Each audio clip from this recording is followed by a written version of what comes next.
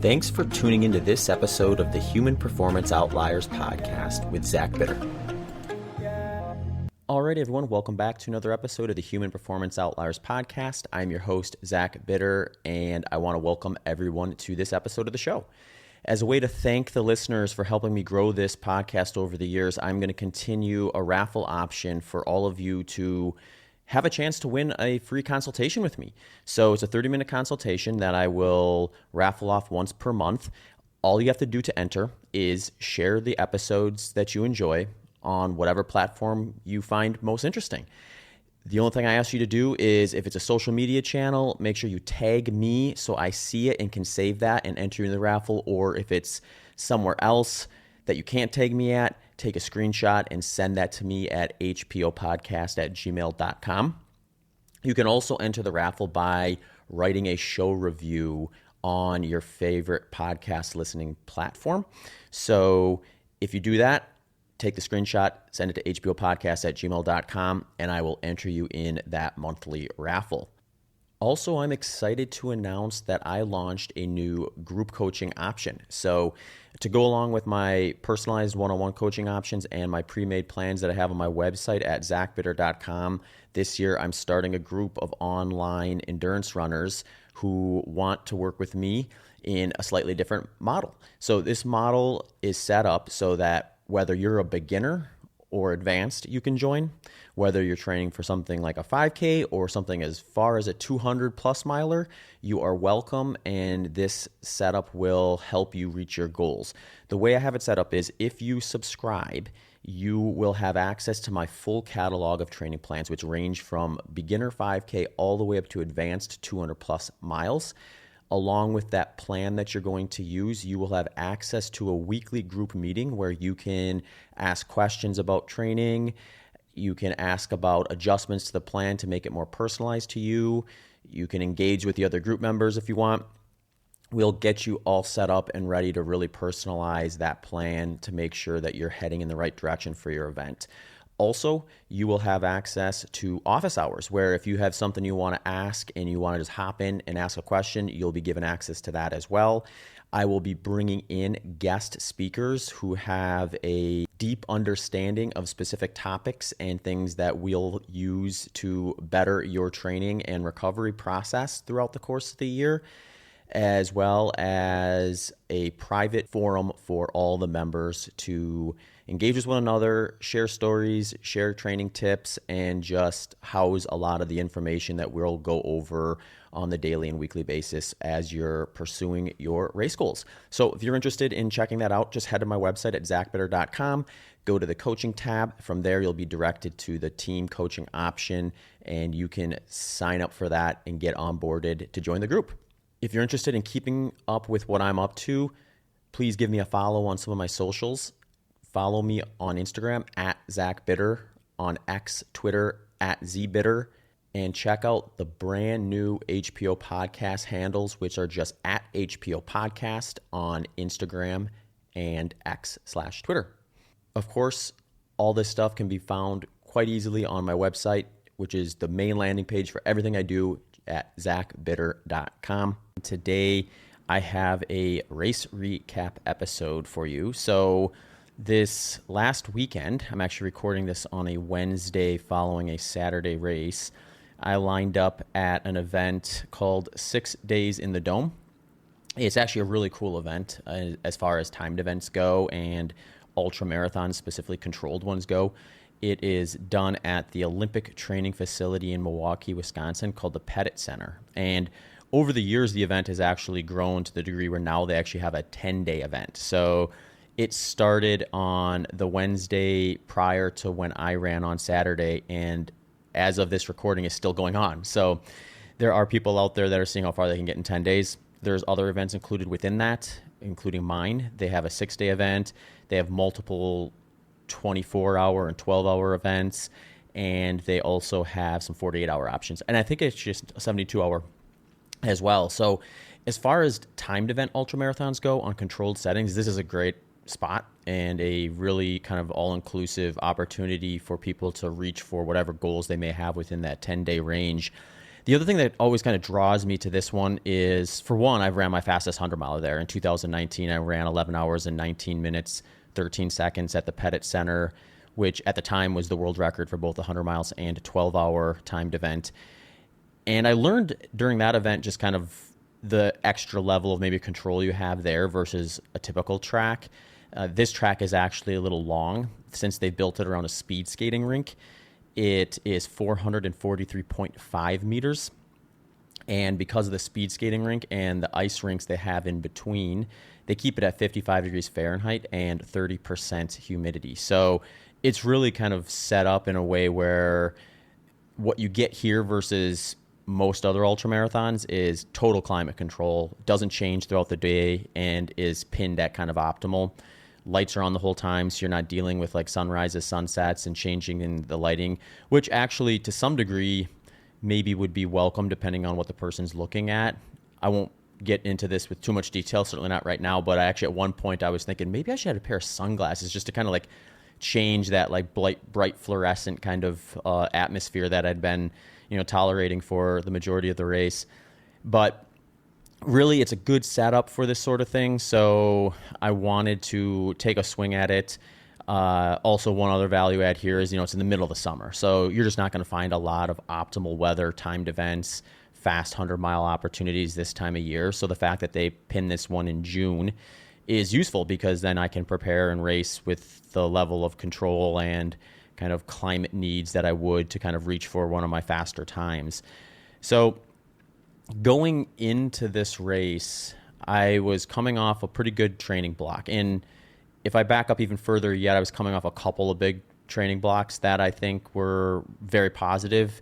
For those who've been listening to this for a while, you'll probably remember last year around this time, I was recovering and getting back to running after a sacral stress fracture. So since then, I've managed to have a pretty good build up towards the Javelina 100, a race, recover from that, and then ramp back up and build up for this race.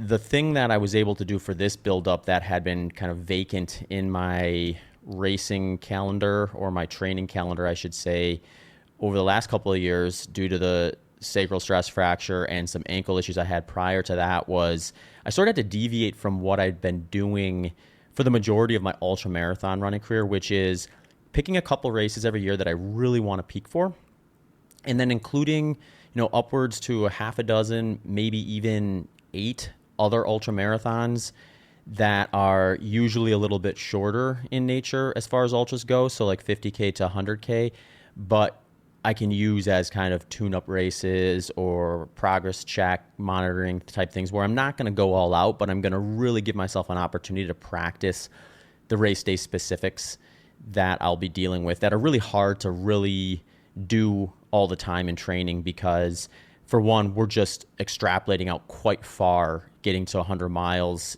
compared to whatever I would do in training, and having the race day atmosphere and all that goes into that from aid station navigation and things like that is just an important piece to the puzzle, I think. So when I can get into a spot where I'm feeling confident that I'm both fit enough where the opportunity cost of dropping in, say, a 50-mile race and doing it sub-maximal, I'm not leaving some sort of training stimulus off the table that I would benefit from more. And this build up towards this race allowed me to do that to the degree where I did 4 races actually since January.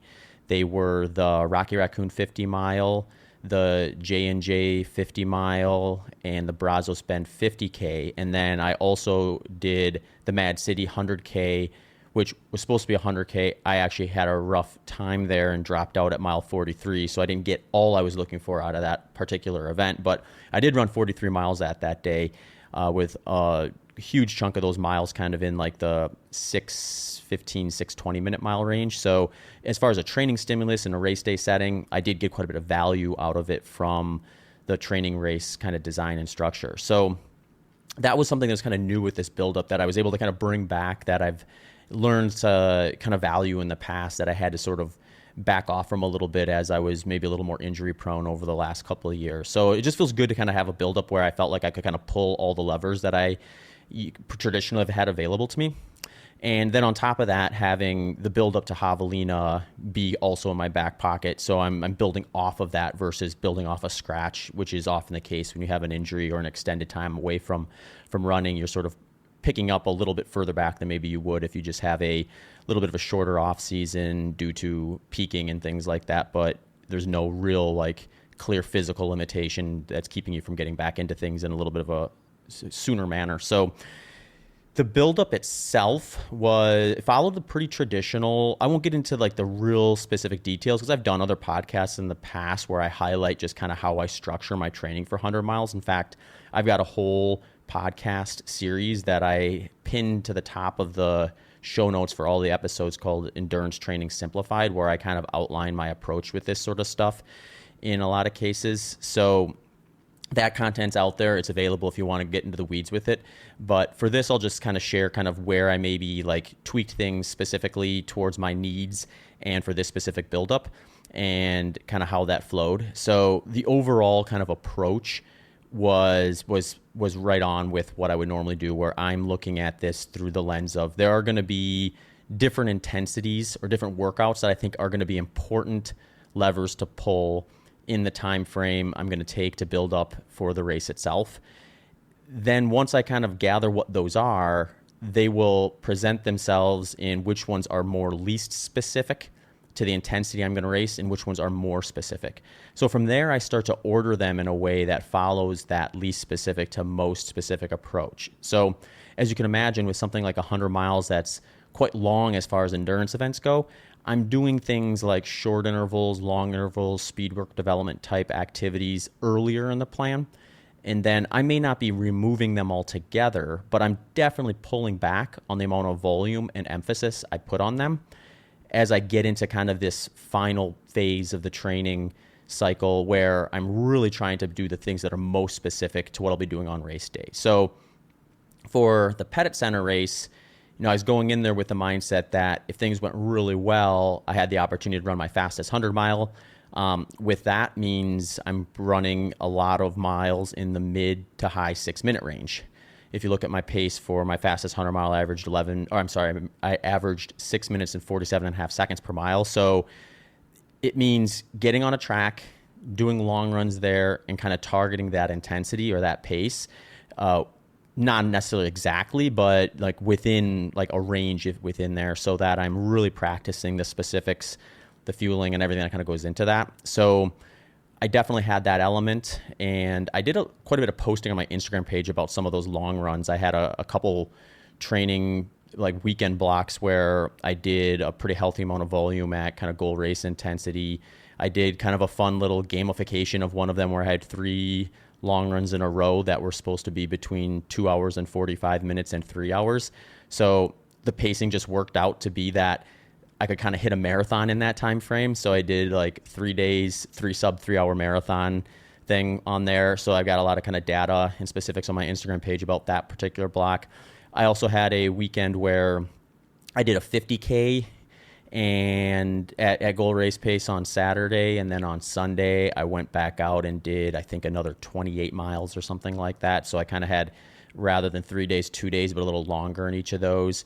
And then I also had another weekend block that I did, I think it was closer to 2.5 hours for these, but I was hitting 23-ish, 23 and a half I think maybe miles on those ones, all kind of at race intensity. So I was starting to kind of get these like big specific training sessions in that were going to sort of best match what I'd be doing at the Pettit Center. Allowed me to work on the pacing, the mindset of being on a track for long periods of time, the fueling, the hydration side that goes to it. The biggest variable that was different in training versus on race day was just the climate itself. So living in Austin, Texas this time of year, there's just no way around running in much warmer weather than what I would see at the Pettit Center that, like I said, is kept at 55 degrees Fahrenheit and 30% humidity. So there were times where I was almost double that. I had a couple runs where the humidity was at 93% and the real fuel was into the 100s when I finished. And, that's just a different challenge, a different hurdle to get over. So I don't mind that mainly because it's essentially something that's going to be removed on race day versus something that's going to be added. It would be much more difficult in the reverse, where I'm training in 55 and then racing in 100. That's a hurdle that I'd have to be a little more conscious of. I also had some precedent to some degree, where when I ran the Pettit Center race in 2019, I was training in Phoenix. So similar to here in Austin, I had some long runs that were ending in the triple digits. Now, in Phoenix, it was triple digits of dry heat, maybe 10% humidity or something like that. So it was just really dry, really hot, whereas here in Austin, really hot, but very, very humid. So you definitely have a difference there. But it's kind of that same sort of challenge of the training races and the long runs are going to be more difficult because there's this heat element variable there that is kind of getting in the way of performance potentially. So, going into the race, feeling like most of those long runs I was hitting in kind of the high 6.5 minute range had me looking at it as, okay, I've got some options here in terms of where my potential maybe is. I thought going in, targeting the current world record was likely to be overly aggressive based on kind of how I felt in training and what the data kind of showed. But I didn't necessarily feel like it was entirely off the table. So when I got around to just sitting down and kind of planning out the splits I wanted to hit, the way I do it is with the track, I'll figure out like what is a lap split range that I can work with in terms of meeting my goals. And from there, I can just sort of watch that over the course of the day and kind of see where I'm landing. So for this particular track, the way I had that built out was if I did a lap in 1 minute and 47 seconds, that would be right on world record pace. So I set that as kind of my like do not cross zone, meaning if I went around and saw a 147 or something like that, I needed to like probably slow down or at the very least not go any faster. Then I had another range on the other end, which was 1 minute and 55 seconds, which is right at 7 minute mile pace. So that would produce an 11 hour, 40 minute 100 mile if you just ran 7 minutes flats all the way through. So that was kind of where I was thinking like this is a good loading zone to kind of work with in the early stages as I kind of feel out things like how much different is the perceived effort here in this climate-controlled facility versus what I was seeing in training, leaning on prior experiences in terms of like, does this feel sustainable versus maybe a little overly aggressive or overly conservative? So the better part of the first couple hours, I'm really kind of calibrating that on race day. I'm kind of taking that information that I went in with, and I'm sort of trying to match it with what can I expect from prior experiences if it feels like this? So thankfully for me, I've had enough experiences on 100 miles and even track 100 miles to know like if I go and it feels like this early on, I'm probably going to blow up to the degree that I'm going to be running so much slower at the end. Any value I would have gotten from running quicker in the beginning is going to be absorbed and then added to. When that happens, usually it produces as like, I go from running something like quite fast to running maybe 3 minutes per mile or more slower in the final miles because I'm just kind of holding on for dear life because I overshot my true potential for the day. And I want to avoid a scenario like that so that even if I do have a scenario where I'm running slower at the end, it's not so much slower that I'm just like hemorrhaging time and losing like loads of the early work every mile essentially that I go. So that's kind of the way I went into it. The other thing I had kind of prepared was, since my fluid loss rates weren't going to be very valuable here in Austin compared to the Pettit Center, I leaned heavily on my race in 2019 to kind of build that out. So in 2019, I got away with the least amount of fluids I think I ever have for 100 miles. A lot of that's the climate. Some of it was definitely probably efficiencies I developed training in the heat in Phoenix. And in fact, on that day when I raced, I had to kind of pull back on fluids. I started out and told my crew, I think maybe a couple hours in, hey, put a little less fluid in these bottles because I'm not getting through it all. And it's not because I'm needing it and not taking it. It's because it's more than I need. And I think I averaged somewhere in the neighborhood of around 500 milliliters per hour that day in 2019. So I went into this race with the mindset of, okay, that's probably the most accurate prediction that I'll have in terms of ballpark figures. But I gave myself the opportunity to go beyond that. When my crew would hand me a bottle of fluids, it would have 20 ounces in it. So in fact, and that was about every 30 minutes that I was getting handed one of those. So in theory, I could get up to without asking for more, I could get up to 40 ounces an hour if I needed to.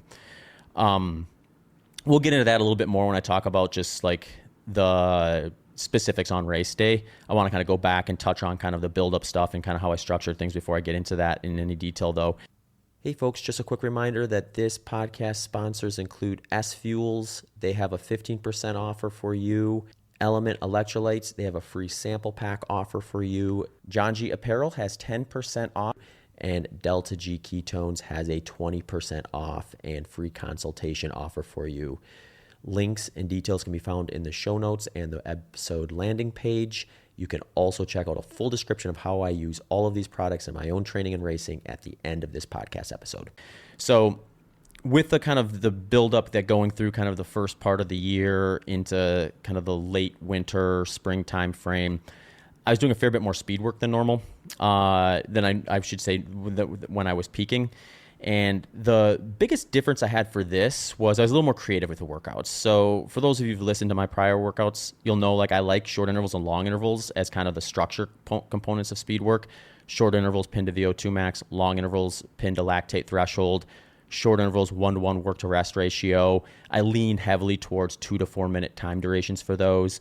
Long intervals 2-to-1 work to rest ratio. I lean pretty heavily towards like 8 to maybe 12 minutes for those. And that's just kind of like the bread and butter workouts that I'll kind of build things off of.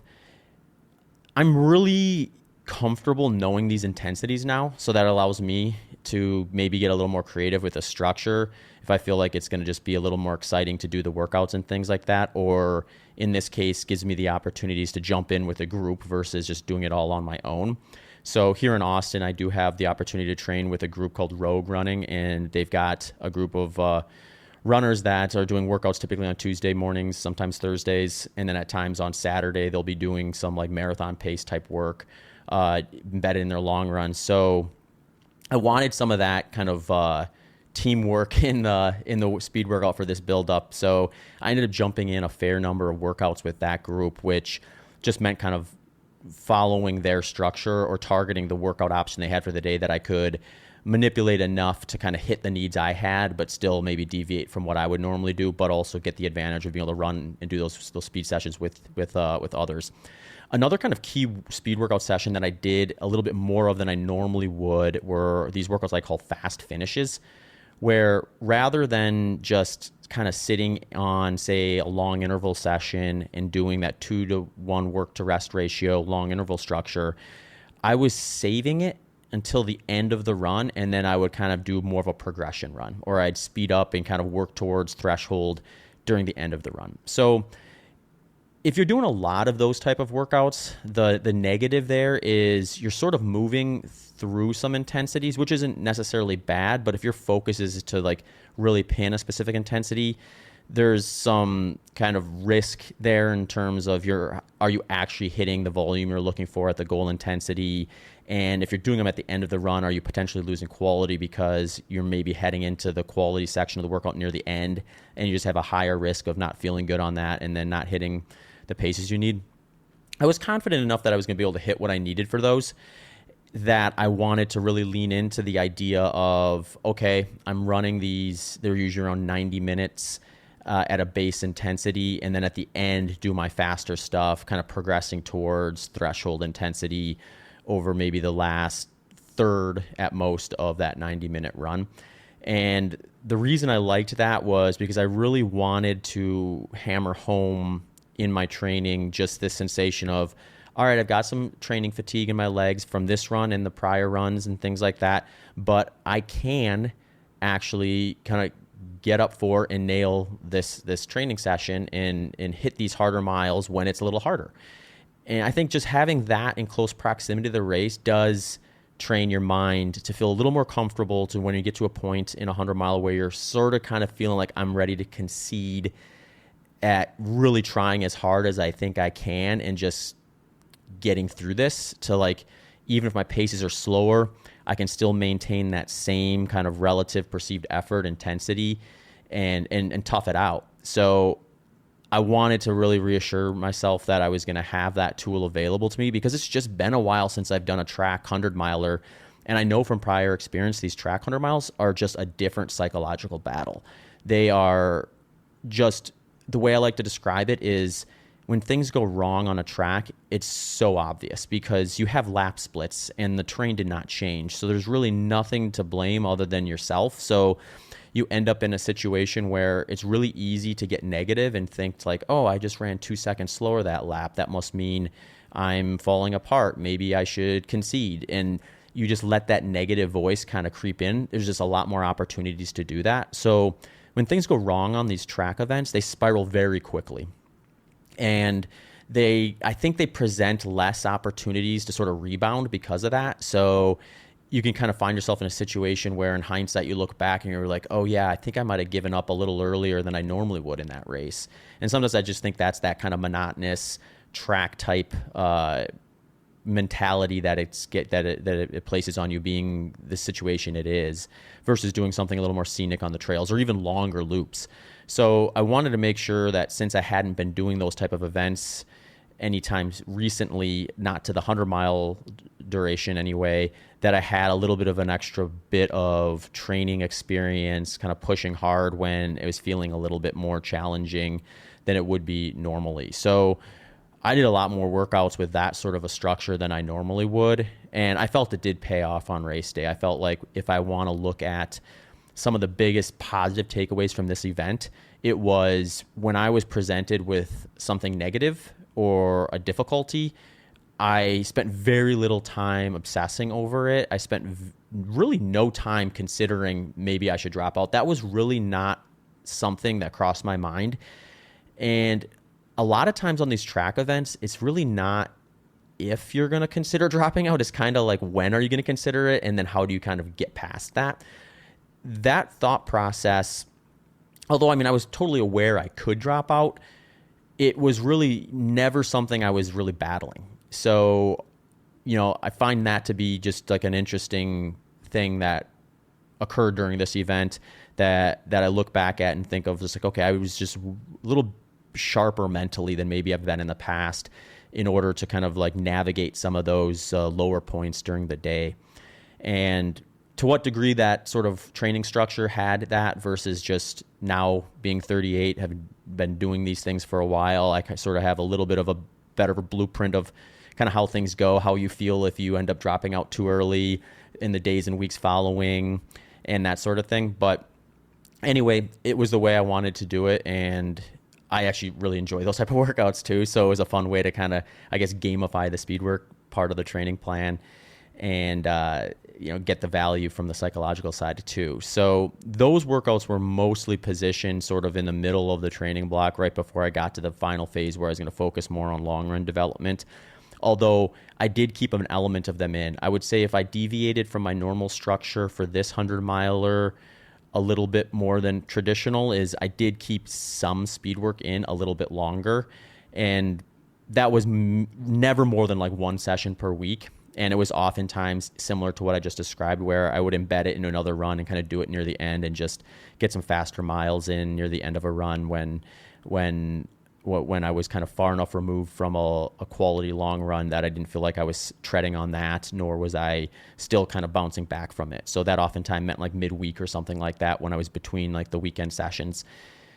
I guess I touched on the long run stuff a fair bit already. So like that was the end stage of it. That's the most specific thing that I was preparing for. But on race day, I went in with, the mentality that 6.5 minute was probably a pretty aggressive thing to target. And the potential cost of doing that early would more than likely than not produce a slower time than I would be able to otherwise. So I spent like a good portion of the first hour or so just really trying to kind of pay close attention to how do I actually feel? How does this compare to prior events? And what do I need to do to kind of maximize my ability that day? So going through some of those paces, I did hit a few laps where I hit 147, and it was pretty clear when I would do those laps, like if I had started stacking those one after the other, it would likely be something that wouldn't be sustainable to the degree where I would slow down enough at the end that I'd look back at it saying, hey, I should have slowed down a bit there and saved myself some misery at the end and ended up running faster for it. So I backed off of that. I spent a good chunk of like kind of the early hours running, probably closer to like 150 to maybe 152 per lap, which was landing me kind of in that like mid 640 range. I had a few that were kind of getting down into the high 630s and things like that. But that was kind of where I was landing. That kind of felt like it was not overly aggressive to the degree that I was concerned with it. So in hindsight, I would say that was probably my aggressive target. That would have been, if I went back and did it all over again, I would probably put like 150 as the like fastest lap I should go and pin that on that, and then sit on that as long as I could versus kind of teasing a little faster than that in some of those early hours. But hindsight's 2020 with all this stuff. So I'm also not necessarily disappointed that I didn't kind of put myself in a position to potentially PR that day and run something a little bit quicker than I have in the past. But in hindsight, I do realize, I think that like that would have probably been the optimal strategy for that. So the biggest hurdle I ended up hitting on the day that in hindsight I look back on and was like, okay, this was probably costed me the most time, ended up being fluid intake. So as I kind of prefaced with this podcast, I was pinning a lot of my structure around what I did in 2019, given the event environment and terrain was exactly the same. I ended up actually doing almost twice as much fluid as I did in 2019. And I started realizing that I was going to need more. Probably after like a couple hours, it was just getting to the point where I would get my bottle handed to me and I would easily take half of that down, which would be 10 ounces was half my bottles. They were 20-ounce bottles. And after maybe a couple hours, I was noticing like in order to really kind of feel like I was getting enough, I was getting closer to 2/3 or 3/4 of one of those bottles. And taking them every 30 minutes, you can start to understand like I'm starting to greatly exceed what I was doing at half a liter per hour, roughly 16, 17 ounces in 2019. So I think I got a little bit behind by starting out with that structure from 2019. And that kind of gave me a scenario where like after maybe like I was about a quarter of the way into the event, so roughly 3 hours, I was starting to feel like I needed to catch up versus just like hit my targets. So catching up is a really, really hard sell in ultramarathons. In fact, like the research we do have would suggest that like there's really no way to optimally hydrate, especially a warm weather race. Granted, I'm in like pretty optimal conditions here, so maybe there's a better opportunity to do that on a race like this where fluid processing limits are maybe such that I can get up to those, and since that's probably more than I would need, eventually catch up. Either way, I spent like probably a better part of like the middle half of the day just kind of hitting above average fluid intakes, trying to get myself back to a spot where I felt like I was kind of on top of that stuff. And I actually progressively added more. I didn't get like super aggressive and just start slamming fluids because, that has a potential risk factor to it too. If you increase things too fast, if you just take in too much too soon and that sort of stuff. So I started kind of like gradually increasing it over the course of a few hours, to the degree though where my peak fluid intake were this 2-hour stretch where I was hitting right about 40 ounces for 2 consecutive hours before I got to a point where I was starting to realize, okay, I don't need quite that much. I can start kind of tapering back down towards what would be just kind of more of an average target for the day.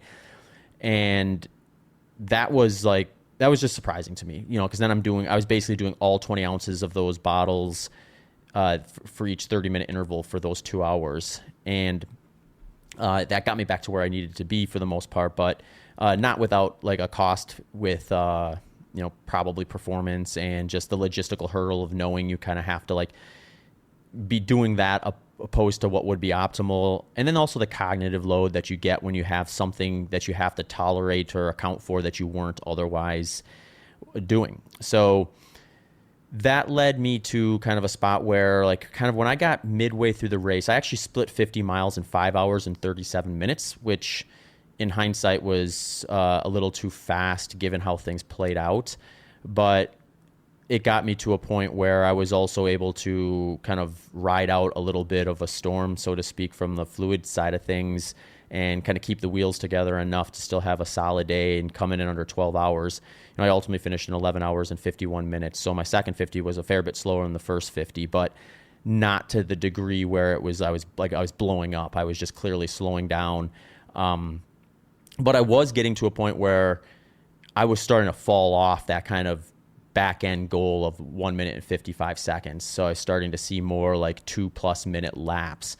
And it became from there basically this mental battle of like fighting as hard as I could to get back down to 155s or around that for as long as I could tolerate. And then inevitably, like, it was just like this back and forth for basically the second half of the race, where I would like have a stretch where I was like kind of like just getting the focus, getting everything right, and getting back down to around a 155 for a few miles, and then having like a little bit of a slippage and kind of falling back, and then sort of like recognizing that was happening, refocusing, and just dialing in and kind of trying to work myself back to it. So there's this kind of this tug of war between kind of my low tier goal pace and my body and my mind wanting to kind of blow up entirely. So I kind of kept it together though with that kind of back and forth enough where by the end I was running kind of in that 2 minute or just under 2 minute pace for a few of those laps near the end, that I was able to kind of still keep my pace on point to a degree where I was able to run one of my better 100 milers. I've now broken 12 hours and 100 miles 4 times. So this one was my slowest, but it pairs with an 11:19, an 11:40, 11:47, and now 11:51. So in terms of just like kind of career marks, I wasn't like drastically off or anything from what I've done in the past. And it feels good to kind of have, after, 2 years removed, doing something on a track of this length, getting kind of back into that general range and have something to kind of build off of from there, and kind of looking at it from a positive. So I'm going to go through some other topics and things that I know people who kind of submitted some questions about this are interested in, around kind of the specifics of the hydration strategy I was following, the nutrition strategy, caffeine use, mentality. I touched on that to some degree, recovery and things like that as well. So we're going to jump into that. One other thing that I did differently, and this maybe contributed to some degree with the extra fluid intake, but when you run the numbers, it's very unlikely that it contributed to the degree that you would see essentially a doubling of fluid intake the way I had. When I kind of look at that particular hurdle, my first thought is probably the variance in training here in Austin versus Phoenix it was hot, but it was humid.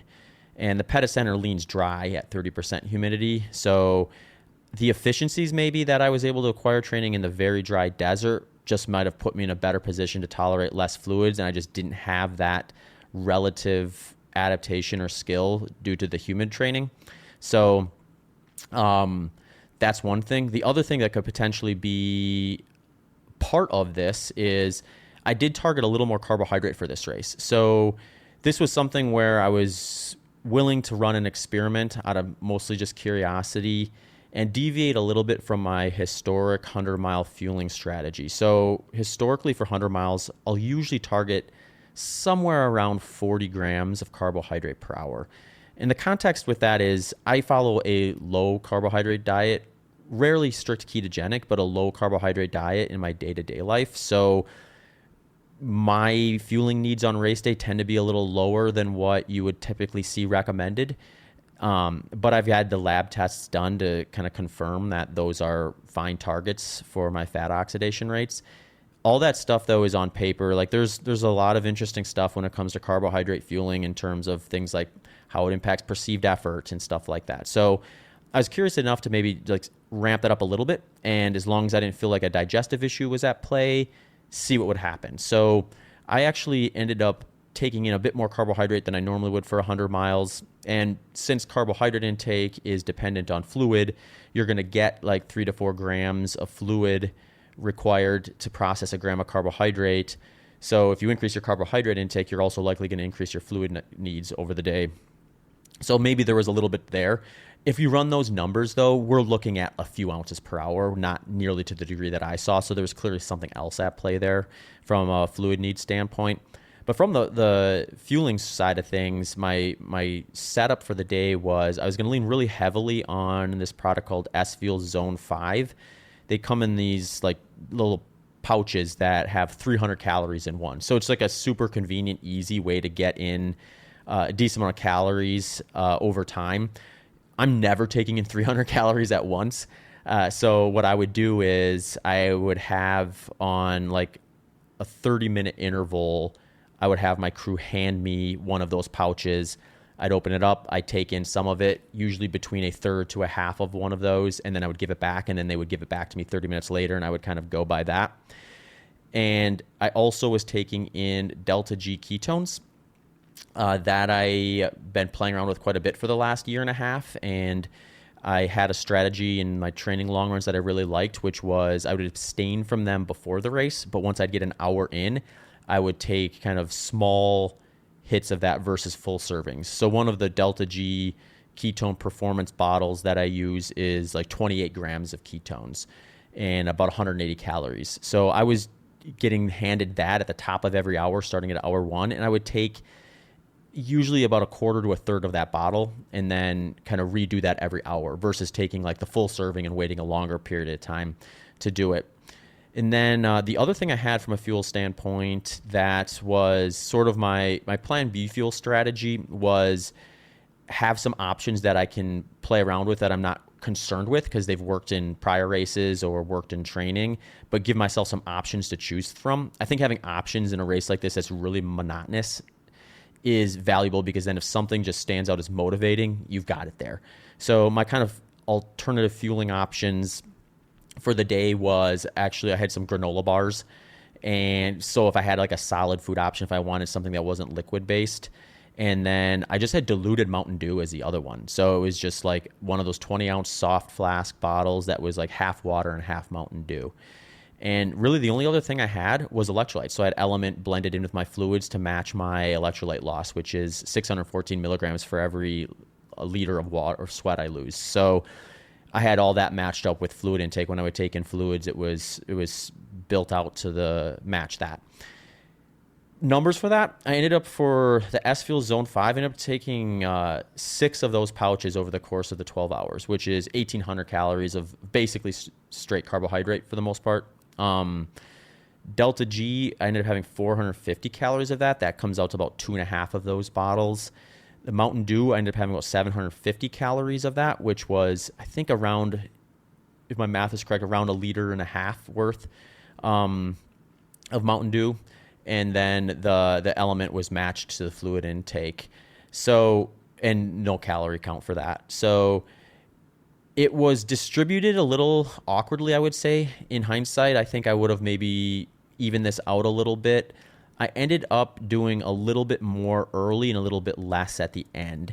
And I had, of all those calories I mentioned, what that comes out to is around like 66 grams per hour, but of carbohydrate closer to like 55 because the exogenous ketones isn't going to be a carbohydrate source, and that did add 450 of the calories. But between the Mountain Dew and the Zone 5, that's mostly just carbohydrate. So I was, I think, about 12, 13 grams of carbohydrate higher than I was in 2019, and it was a little front-loaded. I started out with a little bit heavier dosage, and then as I kind of got midway through the race, later in the race, I sort of pulled back a little bit on that so that my averages came out to be skewed a little bit. My perception with this is that I didn't really notice any benefit from it. Like I didn't notice that I was gaining an additional reduction in perceived effort from moving from 40 grams up to in the low 50s. And then when you look at it through the lens of there were hours in the early stages that I was going well above that. I was pushing up above 60 grams in some cases in those early hours. I just didn't see like, oh, this is like going much smoother. If I continue this, I'm just going to run relatively faster at a given effort, the way that you would maybe expect carbohydrates to serve. So for whatever reason, given my nutrition, day-to-day nutrition, things like that, I'm likely getting whatever perceived effort value add I'm going to get from the carbohydrate I take in closer to that 40 gram limit. And I'm not necessarily seeing any advantages other than like just having extra logistical things to tolerate over the day by going higher than that. So I think my takeaway from that is, for me, that 40 grams per hour is a pretty good spot for me to be at for 100 miles. It's proven to work the best for me in the past, and deviating it from that now isn't necessarily doing me any additional favors. So why force it? The other thing I'll add with this too is caffeine. I think this is something that people are really curious about, and I had some questions coming about it too. Caffeine was definitely part of my plan. I think there's two ways to look at caffeine for these longer races. If you look at the caffeine research, it's going to kind of put you in a spot where, for endurance sport, targeting 3 to 6 milligrams for every kilogram of body weight is like this performance dose of caffeine, where you're going to have a reduction in perceived effort, a heightening of alertness, all the benefits you see in the research from caffeine. I think that's an option available to people in ultra marathons, but they do need to be mindful of how often they're doing that. So a lot of the research isn't done on ultra marathons, so they're not expecting you to do it the same way. Or in other words, if I were to race like something like a 5K, 10K, half marathon, I would take that caffeine hit at the beginning of the race or right before the race, get the benefits of it, and the race would be over mostly before that would be over. So I wouldn't really have to go back and hit much more or any caffeine after that. Whereas when you're running something that's 12 hours or even longer yet, which is often the case with ultra marathons, you sort of have the situation where, one, do you actually want that big of a dose of caffeine early in a race where the bigger hurdle is probably going to be pulling yourself back and running slower early on versus getting amped up and getting shot out of a cannon to the degree where you go too fast early, wear yourself out, and blow up near the end? And then even if you do that, like, then at what point do you kind of hit another performance dose of caffeine?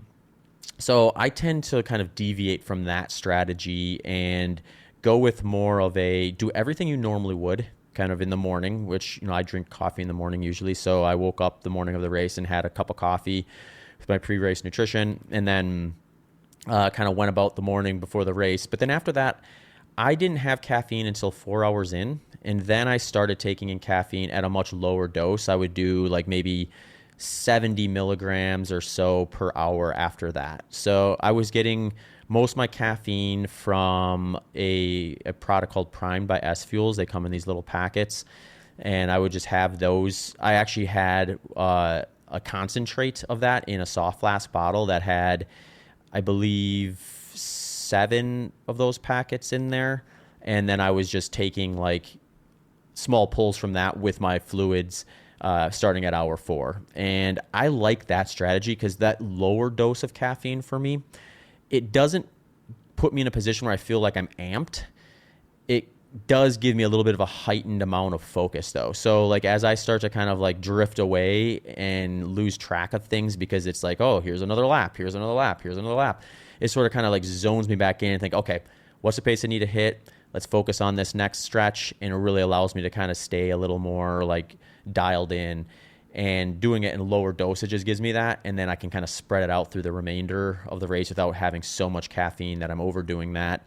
And also not having so much at once where I feel like I'm kind of on a roller coaster of, oh, I feel great now, and end up running faster than I should. And then all of a sudden later on feeling like I'm paying for that. I did also get a little bit of caffeine from the Mountain Dew I had too, on top of it. So that would be the other caffeine that I would have had in on the day. Hey folks, just a quick reminder that this podcast sponsors include S Fuels. They have a 15% offer for you.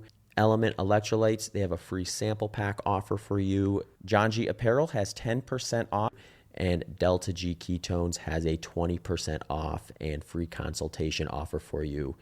Links and details can be found in the show notes and the episode landing page. You can also check out a full description of how I use all of these products in my own training and racing at the end of this podcast episode. The other side is the fluid intake. So my average actually was a bit below a liter per hour when you consider everything from the kind of early start where I feel like I was underdoing things to the ramp up to where I was getting in as much as I could essentially tolerate for the most part, and then sort of settling back in.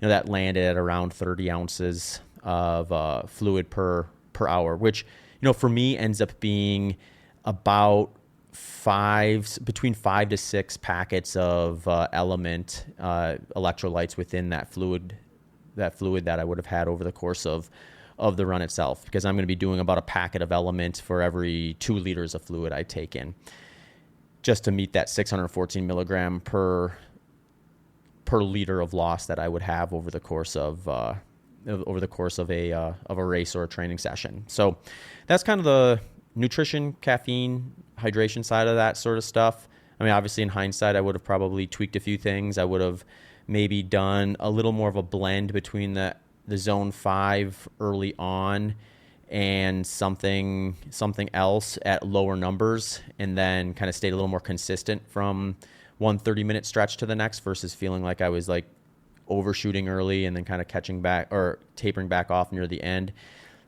With the fluid intake, that one would have been the biggest thing I would have probably changed. I would have started with like closer to like 25, 30 ounces per hour and sort of tried to stick that throughout and been a little more steady with it. Caffeine, I think I pretty much hit that on the head as far as that goes. I don't think I would have changed anything really with that. Neither with the Delta G ketones. I think that stuff all kind of did their job, and I had that pinned down quite right. Same with the electrolytes. I didn't have any reason to believe that the electrolytes were necessarily off from that. And that's actually one of the things I have pretty good data on, knowing my own sweat loss rate and things like that. So as long as I get the fluid intake loss equation properly calibrated, the electrolyte thing sort of solves itself by pinning itself to it, more or less. Another question I got was just kind of like race mentality. And I sort of talked about this a bit already, but it really is a battle of just staying focused. It's how long can you stay focused? And the more time you can spend really dialed in and focused, the faster you tend to run. So as you start losing time in a race like this, it usually correlates nicely with the amount of loss of focus you take on for one reason or the other. And for this particular race, I felt like I did a really good job of rebounding, but I didn't do as good a job as I needed to just stay constant with it. Where on races where I stay constant with it, like I did in 2019, it's like, yeah, those seeds of doubts are there. That negative self-talk does come in, but it really never pulls you off of goal. And some of that could just be I maybe ran too fast in the beginning, and that ate into my cognitive bandwidth, and I just wasn't able to tolerate that more aggressive than necessary start. Whereas in 2019, I ran 5 hours and 40 minutes for the first half and 5 hours and 38 minutes for the second half. So in terms of like even splitting, or technically negative splitting, that's about as clean of a sheet of splits as you're gonna find. So that may have played part of it too, but generally speaking, I think the mentality that I was really leaning on this part of the day is I just kept reminding myself, this is just a day's work. Like, it's 12 hours. It's running. In training, I was doing 3, sometimes more hours of running in a long run session. And if I did, I was probably doing another one in the next day if it was, a long run section. I had done enough races where one of them was actually 9 hours. So I was really leaning on those as like opportunities to tell myself when I felt like, all right, I'm losing focus, I'm losing steam, I'm slowing down, to kind of say, hey, this is just one day of work. You can just, tolerate this. You're going to really feel silly about yourself if you give up or if you let yourself really slide, given that you're so close at this point, given all the training's already in the bank and you're actually in the event yourself and a majority of the way through it. So from a mental standpoint, it was just a lot of like rehearsal of that, just thinking along those mindsets and just thinking about just how far into the process you actually are on race day, how much work I put in, and just generally kind of how easy it is to just speed through a single day. So, I stay pretty busy outside of training and racing and things like that, to the degree where like 12-hour days just aren't uncommon for me anymore. And thinking of that through that lens of like, this is just another 12-hour day. Don't build it up to be more than it has to be. I'm just kind of consolidating one of the things I do for all of today versus combining things like podcasting, coaching, and strength work and everything else kind of goes into what I typically am doing on a day-to-day basis. That was really the thing that stands out to me. the what you think about during these races question is always a challenge for me to answer, because I find that what ends up happening is you end up hyper focusing on a few things and you really lean on those. For whatever reason, they just stand out as like better than average motivators, and you just kind of have those on repetition whenever things aren't going great or you need that extra motivation. And when things are going well and smooth, and you're sort of just like not needing to fight that cognitive battle of like, I need to stay focused, I need to fight, and things are just going smooth, I find those scenarios I'm sort of in like almost a trance, to the degree where like whatever I am thinking about, I'm not actually processing it to the degree where it registers in and cements in my mind, and afterwards I can remember thinking about it. It's almost like a meditative state, where things are going well, you're not fighting negatives, you're just cruising right along, and I'm sure there are things passing through my mind, but they're just not solidifying. So that's the question I can't necessarily answer, even though I'm sure there is technically an answer to it. The other thing that I think is interesting in that I got asked about was just kind of like crew structure, like how did I have that set up? So I'm really fortunate for this race. My parents actually live a few miles from the Pettit Center, and my sisters, I have 3 sisters that all live in Wisconsin. So I've got a lot of support for a race like this. Nicole came out too. So really what I did is I just put together a spreadsheet that had just like basically the time. The race started at 9 a.m. So it was a spreadsheet from 9 a.m. to 9 p.m. And at every given time I had what I wanted on there. You know, it started out with like a bottle of fluids every 30 minutes. And then that had the S-Fuel Zone 5 every 30 minutes on there. It had the Delta G ketones every 60 minutes on there. And then eventually I started adding the Mountain Dew, but that was just kind of an addition to the bottle I already had in place. I went from just water and electrolytes essentially in that bottle to skewing some of my fueling towards that, as a way to just kind of like amplify the fluid intake a little bit, or increase the fluid intake while I was catching up, and then ultimately maintaining at a higher amount than I had predicted. And you know, it's pretty easy from there, in the sense that it's just like when I come around on a lap, when I hit one of those intervals, the ideal scenario is I'm not even thinking about it. I'll come around a lap and all of a sudden I'll just like notice out of the corner of my eye, you know, one of my crew members standing there with, you know, a bottle, a pouch, or whatever it happens to be. And then I know, oh, it must be this interval.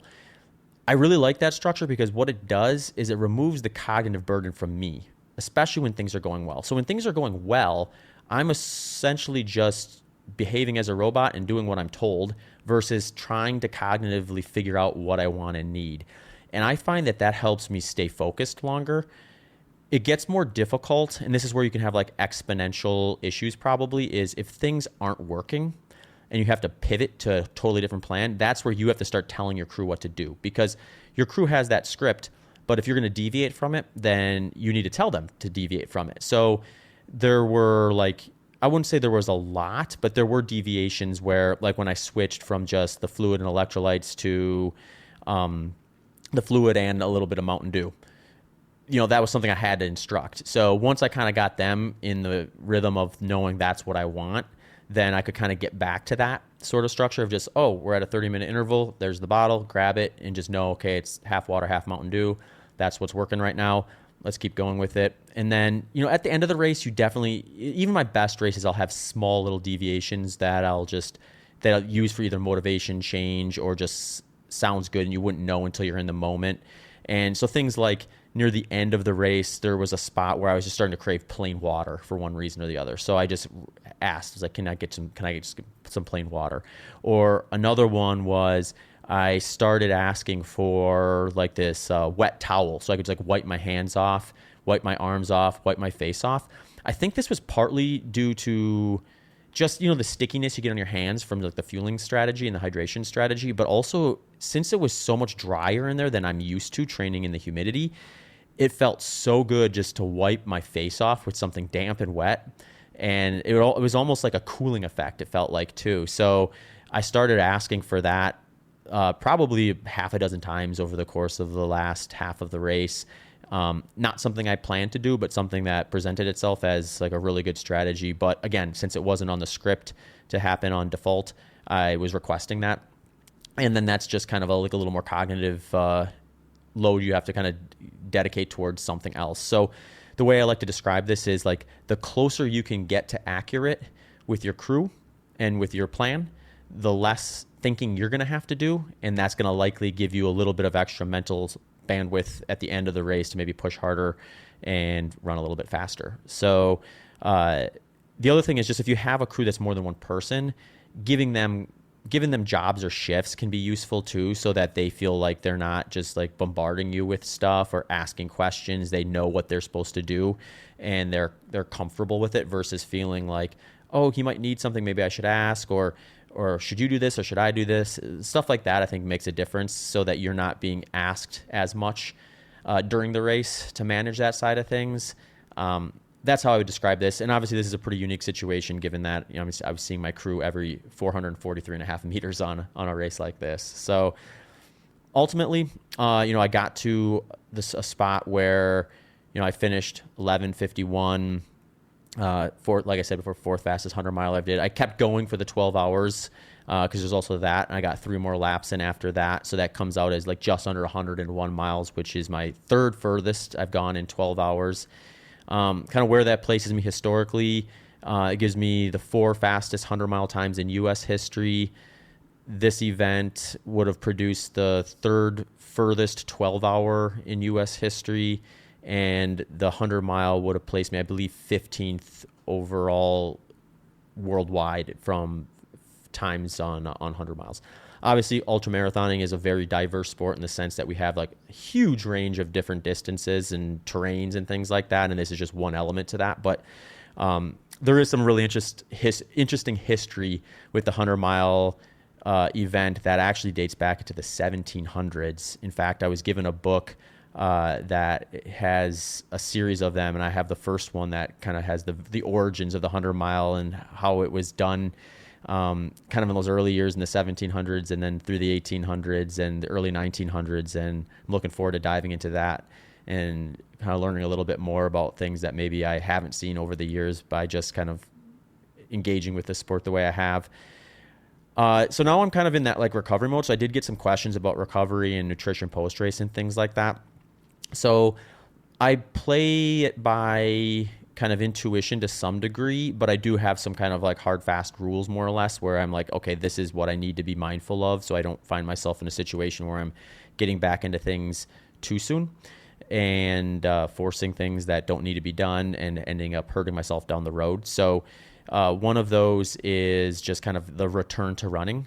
So I make sure I just don't have any structure for at least a week, and more often 2 weeks, which just means like, does that mean I can't run in a week or two? No, I can run. I can do some test runs, but it has to be unstructured to the degree where like there's no expectations for this. If I go out for, 30 minutes and I feel like, you know what, that was enough, I don't really want to be out here anymore, then I'm done. There's no like, but I said 45 or I said 60 minutes. It's very unstructured. It's all like really like, am I really motivated to do this? Do I really want to do this? And a lot of times now I'm doing a much better job of this like later in my career than I would have earlier, is just like, well, what else could I be doing in terms of just moving my body and kind of loosening things up and kind of keeping things somewhat active outside of just like sitting on the couch all day long or the desk all day long. Is just like, yeah, what else could I do? Because there's biking, there's swimming, there's paddleboarding, there's all sorts of stuff that I could do outside of going out for a run. And sometimes I find also kind of removing yourself from the specifics that you had in the training. So for this one, a lot of flat running tends to kind of stand out. So, maybe I'll go to the gym and put the treadmill incline up to 15 and just walk for 30 minutes on that versus going for a run or something like that. There's a lot of different options. So I'm basically treat the next 2 weeks like that, where I don't have to be totally sedentary, but I need to be mindful of not being strict with any sort of structure, so that I'm giving myself the opportunity to mentally and physically reset and just assess kind of how my body's feeling. Like, are there things that are like lagging behind versus others? Are there things that feel better than normal? And that allows me to draw out a blueprint in terms of things like, where are some strengths and weaknesses? So one thing I did notice with this particular recovery already, even though we're kind of early in it, is like my hip flexors on both my right and left side felt like they were a little more tender than normal, which to me means I'm just going to give a little more emphasis on my next strength work building phase with some hip flexor strength. make that a little more of a focal point in my strength program. Some other things that maybe stood out a little bit was the upper parts of my calf muscles were a little more sore. And I'm not entirely sure if that is just the uniqueness of the track, given that I haven't done 100 mile on a track in over 2 years, and or it could just be the footwear difference. I was wearing the Ultra Vanish Carbon 2 this time versus the Ultra Solstice the 2 years ago, or 5 years ago when I was at this event in 2019. So, things I was recognizing though, and just taking accounting of to know, like, all right, if these areas are more sore than others, or these areas feel way better than others, it can give you kind of at least a starting point for a blueprint of some of those strengths and weaknesses, and can help you kind of build out, what do I want to focus on? What do I want to really lean on and take away from that last buildup in terms of what was the value add or where was things maybe lacking. In terms of nutrition, this is the part of the year where I'll usually get the lowest in my carbohydrate and at times be like on a strict ketogenic diet, because I don't really have performance goals. I don't have nearly as high a volume or intensity in my training. It puts me in a position where I feel like it's just kind of like a nice little like a reset. I'm kind of getting back to like kind of a pattern of eating that I actually somewhat prefer, and running that for at least a few weeks before I start bringing back some more structured training. So for me, what that means is I'm keeping most carbohydrates out. I'll give myself a day or two usually after the race just to kind of, eat what looks good to some degree. Sometimes I'm stricter. It usually just depends on whether I'm back home right away or if I'm kind of traveling a little bit. So for this particular race, I was still in the Wisconsin, Illinois area for a couple of days afterwards. So I wasn't nearly as strict. But then once we got back on early Monday afternoon, I'm kind of on my normal protocol of keeping those carbohydrates quite low.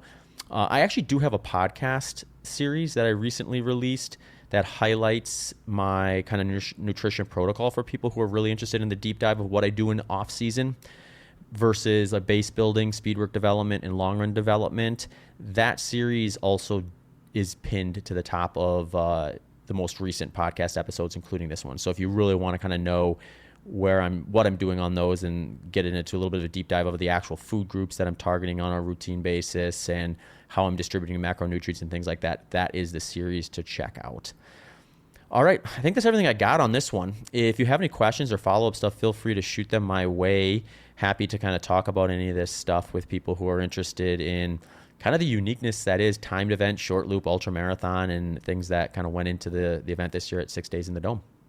Hey everyone, thanks for sticking around to hear more about how I use the products that sponsor the Human Performance Outliers podcast. I have updated a few things, so if you follow closely, you may notice some new details here.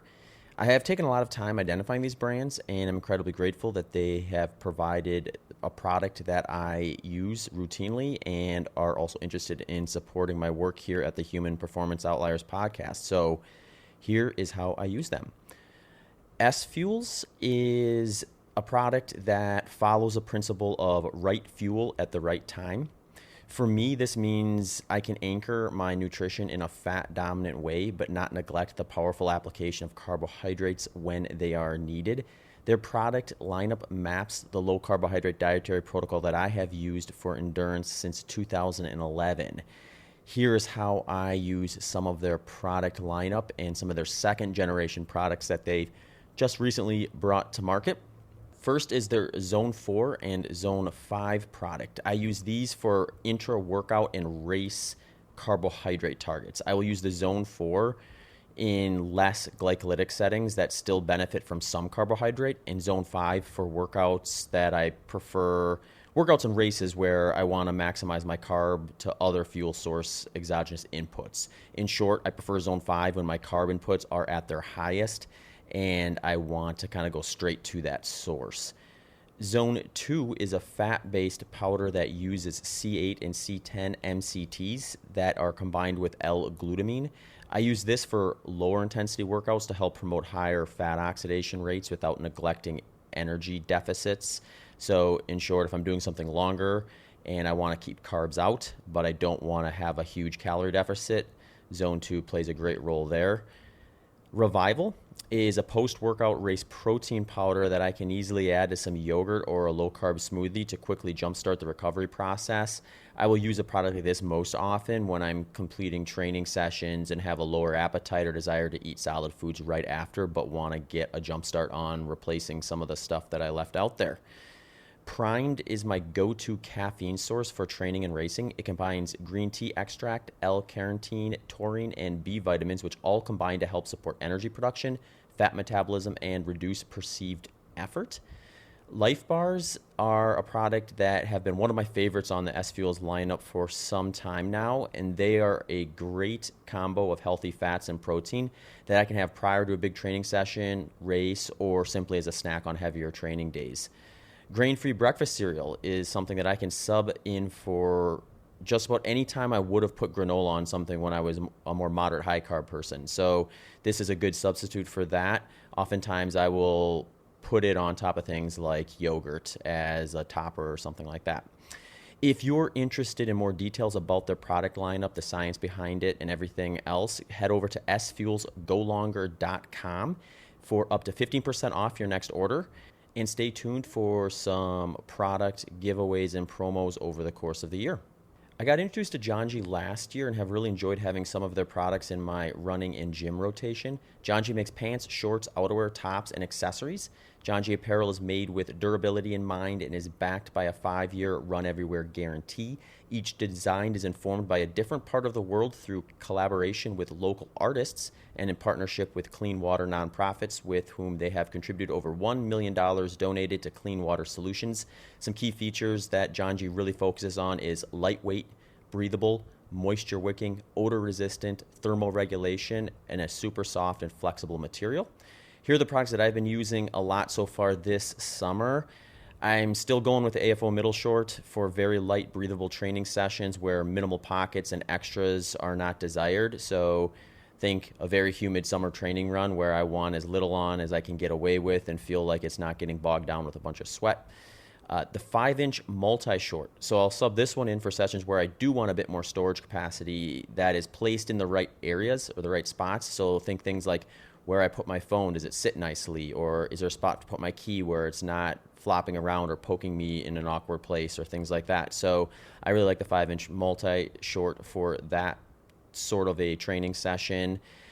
A product I'm really excited about, which isn't necessarily a training gear per se, is the Multi-Pass Mini and Sling Bags. These are the newest items I have started using from Janji. The only question for me is how much stuff do I need, which will determine which one of these I will bring with me. The Multi-Pass is a great for just stashing things like your keys, wallets, phones, headphones, or any item you want to have with you, all while keeping your pockets free from clutter. It's got a nice clippable strap that you can put around your waist or over your shoulder. I'll upgrade to the sling bag if I'm bringing a little more stuff and it's just not enough room inside that Multi-Pass Mini. So think things like the size of a water bottle, or if I'm just going to be on a little longer session or heading to the airport or something like that, and I just need more storage, but with that same type of design with the waist and shoulder options and the clippable strap. So those are two of my new favorite options. Check those out. You can head to janji.com and get 10% off any of those items as well as anything else they have on there by using promo code BITTER10 for 10% off. They're also available at REI. I will give one quick plug, although it's not winter or cooler. A couple other items that I have in my rotation when it does get cooler is the Repeat Merino long sleeve, the Rover Merino hoodie, the Trail Tights, and the Atlas multi-pant. I've been using Element electrolytes for quite some time now. Actually, a while back, I had a sweat test, and it suggested that I lose 614 milligrams of sodium per liter of fluid loss, meaning if I go out for a run and I sweat to the capacity where I lose a liter of fluid, I'm going to lose 614 milligrams of sodium along with that. So during these hot summer months, it's not uncommon that I will lose over a liter per hour when working out. So I favor adding some electrolytes to my workout fluids and pre-workout drinks in order to account for this. I also find it beneficial if I spend some time in the sauna and lose fluids fast that way. I currently have 3 approaches to using Element products. First is one of their warm beverage options in the morning with my coffee. Sometimes I'll put about half a pack of Element in there. Again, one of their warm beverage options. So usually that's something like chocolate mint, chocolate chai, chocolate raspberry, one of those. A second option is one of their fruity flavors in my water bottles while I'm training. So if I'm out there and I'm going through 16 to 20 ounce bottles of water, I'm going to sprinkle in some of that fruity element flavors into that in order to account for that 614 milligrams of sodium that I'm going to lose. Third is their newest option, which is their Sparkle product, which is just a 16 ounce carbonated can with the element electrolyte powder in it already mixed for you. So I've been using these for long runs and before afternoon training sessions in the gym when I know my fluid loss has been high. So I've been doing a lot of long runs lately, and having a can of Sparkle there to kind of sip at in between pit stops in the heat to cool down and rehydrate have been a great new addition to my training lineup. Just a reminder, their core flavors include citrus, watermelon, orange, grapefruit, raspberry, chocolate, mango chili, and chocolate caramel. Some seasonal options include chocolate mint, chocolate chai, and chocolate raspberry. You can go to drinklmnt.com/HPO, throw in that /HPO, and you'll get prompted for a free sample pack with your purchase and help support the Human Performance Outliers podcast along the way. The reason I chose Delta G over other exogenous ketone supplements is they have the formula and the dosage that is supported by the research we have to date. They have the DARPA grant to design for special forces, 50 plus research studies, and 20 plus ongoing studies. They also have approximately 3 times the amount of ketones in their product than many of their competitors do, which can be critical for hitting the ketone target ranges that suggest potential cognitive and performance benefits. I've been playing around with my protocol a bit during this last training block, so it has changed a bit from what prior protocols you may have heard me mention on here. For like longer training sessions, these are going to be the key points that I'm going to do it. So it's going to be lower intensity but long in duration. I like the long runs. I like these for long runs and even ultra specific long runs, which tend to span beyond, say, 3 hours. And the way I will do this is I will take a bottle of Delta G Performance, that's the blue bottle I have on their website, about an hour into that training session. And then if that session goes beyond 3 hours, I will take a second one. If it doesn't, I will still take a second one post long run as a way to kind of kickstart things for whatever's coming up next. If you're interested in hearing more about it, I did record an episode with Brian McMahon. It's episode 351, Exogenous Ketones and Performance. And if you're also interested in checking more out about the product and signing up for a free consultation to find out how it would maybe fit your lifestyle, you can head to deltagketones.com. Feel free to throw in a promo code BITTER20 for 20% off your purchase of Delta G Ketones. Thanks for tuning into this episode of the Human Performance Outliers podcast with Zach Bitter.